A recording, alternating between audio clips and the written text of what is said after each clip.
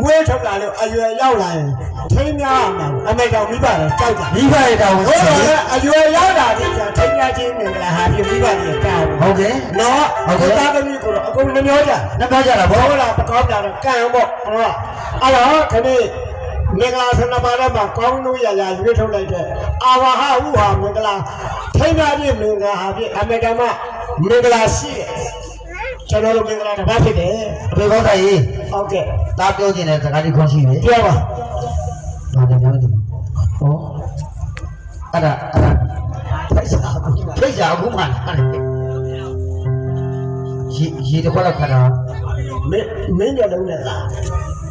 အဲ့လိုမှလည်းမရပါဘူးဒါကိုလည်းဒီပါဒီကံလေးမြို့နေနေဦးတောင်းတော်တောင်းကြီးဦးဆုံးနိုင်တော်အင်းငယ်တို့ဤမိဖြစ်တဲ့ဦးရှိုင်းတဲ့အောင်တားတပိဖြစ်တဲ့ဦးထေဝဲအောင်ဒေါ်ဆိုးဆိုးတို့ဤတားရမလားဖြစ်တဲ့မောင်ဖြုံးမင်းတဲ့မောင်ဘုန်းကြီးကဒါသာလို့တောက်တဲ့ကဘုရားဘာကကျွန်တော်သမီးတက်ကကြတော့ရန်ကုန်တိုင်းဒေသကြီးဆဲမှုမြို့နယ်ဆဲမှုနောက်တစ်ခါလည်းလည်းမြို့နယ်ရှစ်မြေဆောင်တစ်ဒဇယ်ငန်းလေဦးကိုကိုထေတော့မြောက်ရဝဲဘယ်မှာကျလာနေဦးကြီးရွှေတော်ကြီးရွှေမြေတော်ဝတီဒေသနေဦးအောင်တန်တော့တေထိုးဝဲ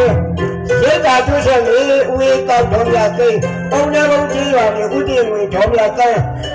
ဦးကျော်ဝေဒေါ်စမ်းမြင့်ခရစ်ကျေးရွာနေဦးဝဲဦးဒေါ်မထူးဒေဝဒေရနေဦးပြဆန်တော်ဆန်းဆန်းတီတို့ဤမိရွာပိုင်တော့ချက်ရှင်နေတော့